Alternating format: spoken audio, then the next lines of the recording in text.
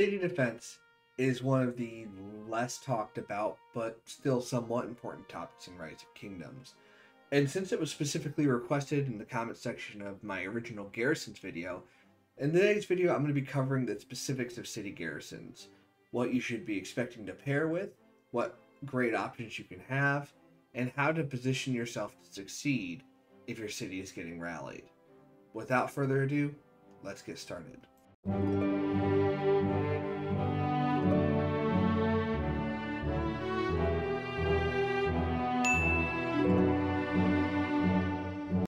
First, let's start with a little bit of a disclaimer. The best way to succeed in defending your city is by not taking a rally at all. Playing smart, positioning well, and not getting yourself caught out is the best way to win a defense, whether you're trying to defend your city or not.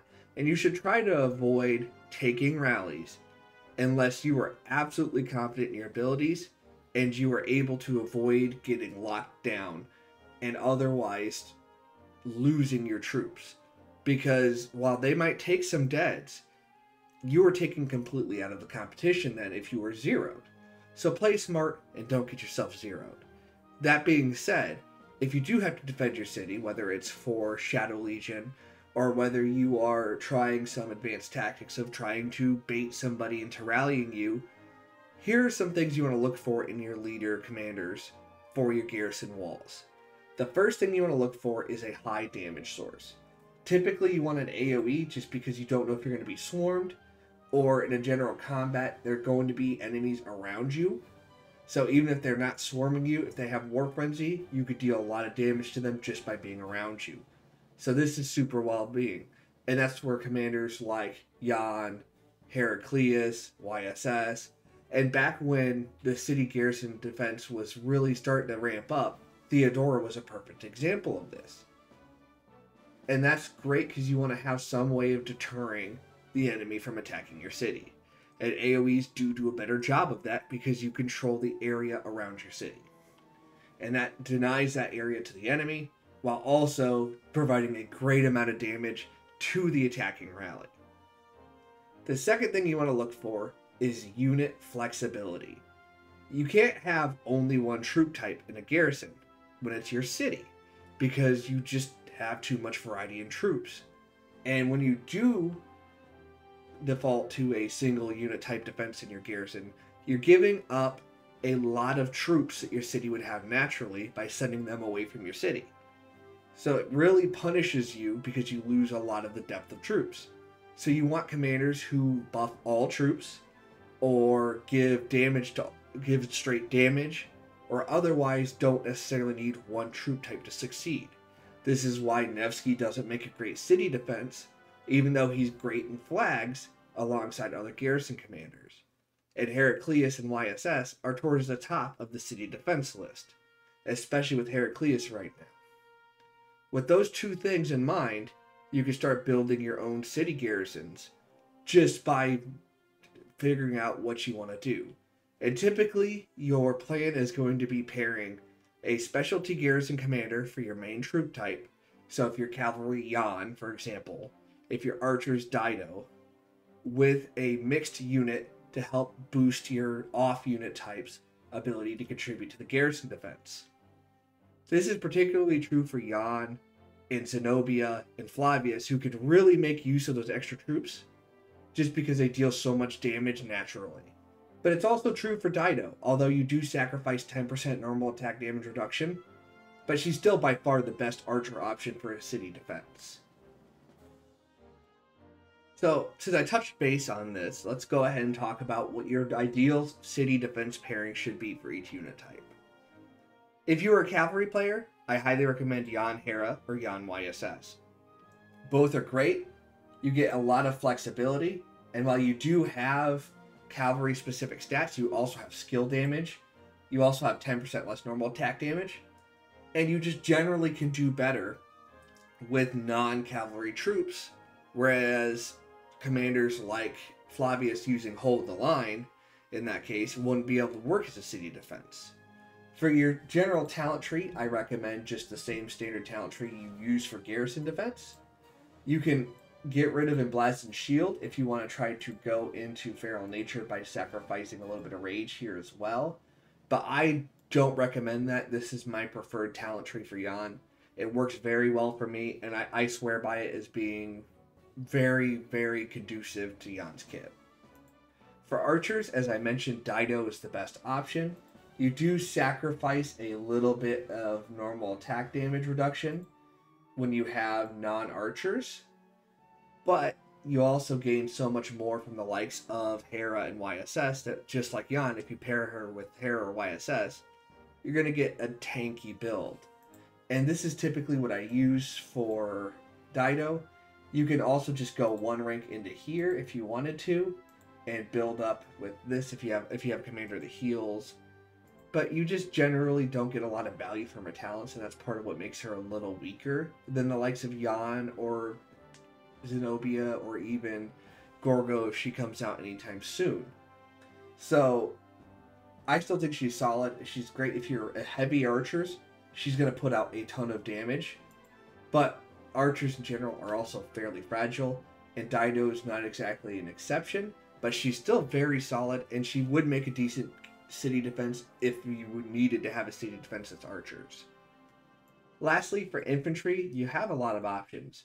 Zenobia is kind of the gold standard because she just gives health. She doesn't give it to specifically a unit type, and she gives damage to, again, not a specific unit type. And while you have access to hold the line, like all infantry commanders, you can run a talent tree like this for a mixed troop garrison and get away with a lot of flexibility. Similarly, you can do something similar to this with Gorgo if you want to when she does come out, or with Flavius now that he's out, since he's out as well. But overall, any of those three commanders will pair great with just like the other two pairings, either Heraclius or YSS, because they all complement each other fairly well. And there's a theme here that pretty much everybody pairs well with YSS and Hera. But I wanted to touch on one last important thing. It would seem conducive then that YSS Hera would do well together.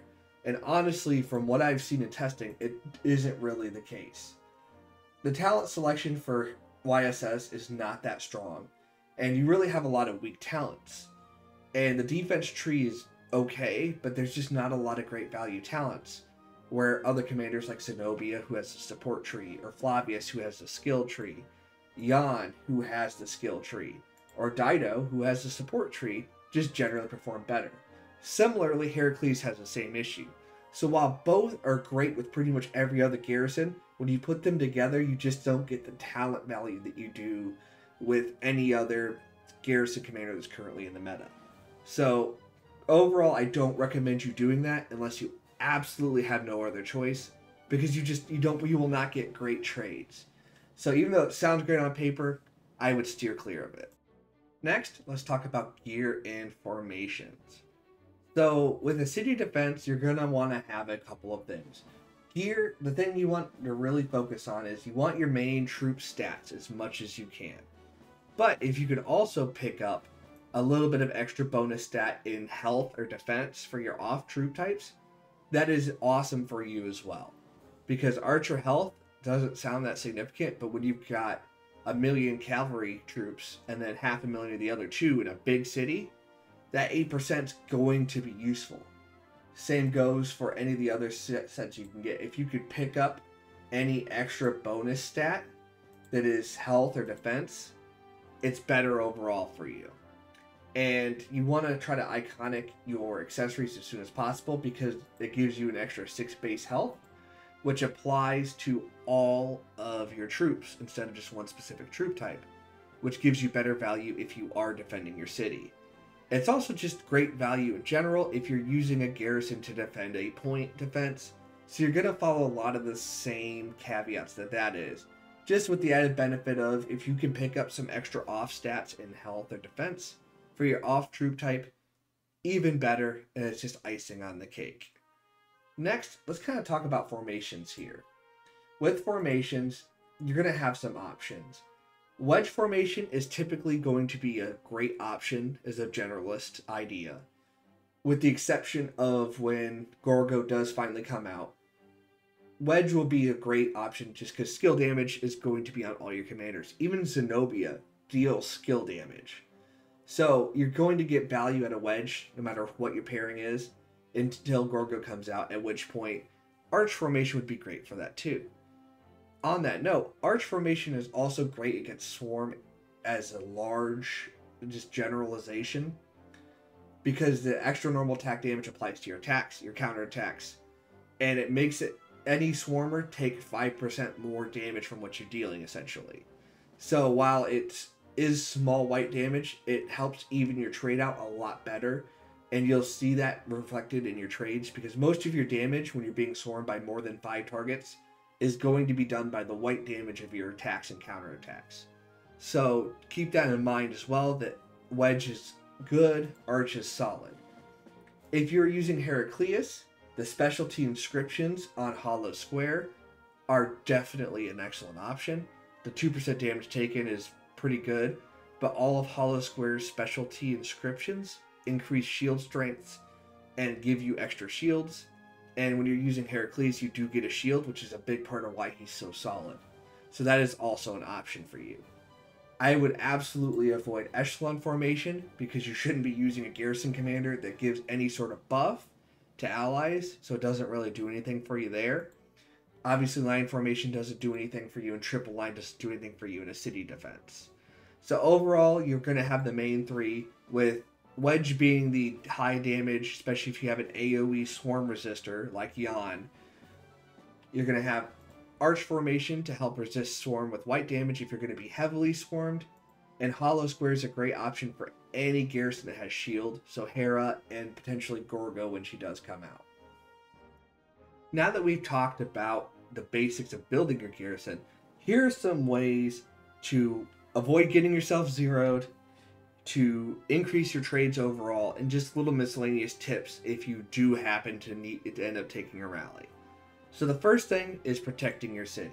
When you are on territory that is possibly going to go, make sure you don't have War Frenzy on. You can always check when you go to a flag. If you view, it'll tell you the rate at which it's burning. So then if you have just a quick little moment to do some math, you could take the typically 7,200 per hour and divide it by 60 to get it per minute, or divide it by 3,600 so you lose 2 durability a second. So you take the durability as a rule of thumb and divide it by 2, and that's how many seconds you have until your flag is going to go down. Keep that in mind, because if you have War Frenzy up during that time, you will be rallyable. And even if you aren't going to take the rally because they're not going to get there before you can bubble, if you are a smaller city, you will get swarmed. And that imprison is going to hold you there until you can bubble. So that means you're going to get swarmed by anybody in the immediate vicinity. So keep that in mind. And that is the easiest way to protect your city, is just heads up and awareness. Before you log off, make sure you're going back to safe territory. Before you are going to be away for any significant amount of time, consider using a bubble, and just generally don't put yourself in a situation where there's a potential for you to be rallied. Because in KvK, anything can happen. Next, I will say, if you do happen to be in the place of getting rallied, there's a couple things you can do to try to increase your odds of succeeding.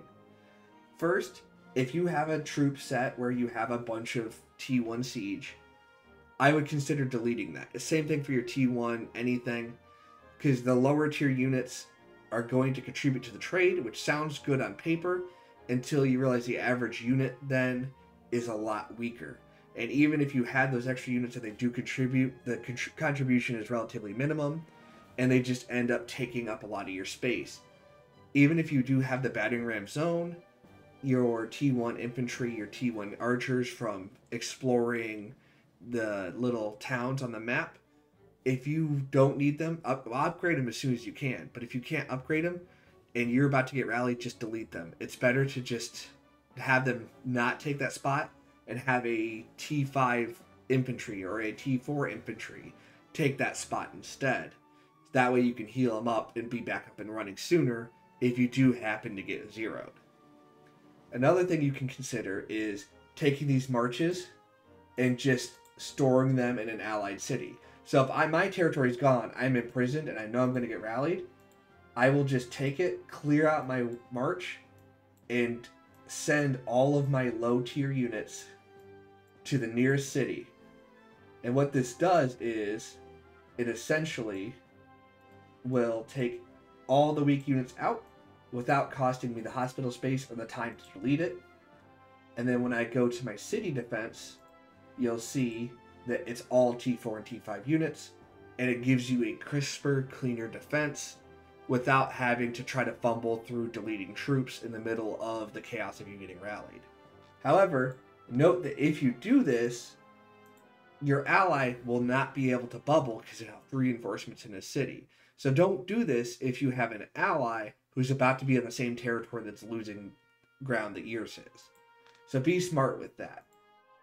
The last thing is, if you're going to be rallied and you don't have the ability to protect yourself and you know you're going to lose your troops, consider either, like we did with the lower tier units, do that with your higher tier units inside of a city or a flag that is not attackable. And then once they've wiped you out and the war frenzy is gone, bubble, recall your troops, and then you only lose the lower tiers. So in this example, what I'll do is instead pull my troops back here, and I will send to this flag, if it's a safe flag, I will send all of my high tier troops, and you are limited by your march size, but if you do this quickly, you can at least save 1 million of your T5 troops, and in the heat of a KvK, you have a 690,000 troop hospital, which means you can save a little over 1 million troops here. You can save a little over 1 million troops here, and then you can have another 700,000 troops in your city that go to the hospital. So then you could save a lot more of these troops as well, and it severely reduces your debts. However, at that point, you will be giving up any of your resources that you have in your city because you'll likely be zeroed. But in this case, you can at least save your troops. And this is something you can do if you're in the mid 60s. You could probably stash your whole set of troops in a safe spot when you get rallied, and then you do lose your resources, but you've got your whole army still available, and you can keep fighting on. This is something that I don't recommend you doing if you aren't super aware of what's going on, because if you put your troops in this flag, and there's a flag right here that can let you attack it, they will swarm your flag, and you're going to take a lot of deads. That being said, you also are going to take deads if you already know your city is a goner. So it's a risk, but it's a calculated risk in a sense. So this is something you can try to do as well if you have no other options. But with that, we'll wrap up our discussion on city defense. Like I said at the start, the hugest disclaimer here is the best way to win in defending your city is by not getting rallied at all and not getting attacked at all. Playing smart, positioning well, and keeping your city out of harm's way is the best way to help your team succeed. And in the case that you do get rallied, getting yourself out of that dangerous situation is the best way to live to fight another day and be able to help your allies in the next fight and the fight after that. Because nobody wants to be sitting on the sidelines 1 week in a KvK because they got their city zeroed. But what else do you want me to cover? Let me know in the comments. Oftentimes those comments, just like this one, become a future video topic, so let me know if you want to see anything covered in there. And let me know if you have any preference for your city defense. Do you have a commander that you think is sneaky good defending your city? Let me know down there as well. And as always, good luck, fight well, and I will see you on the battlefield, hopefully not getting rallied.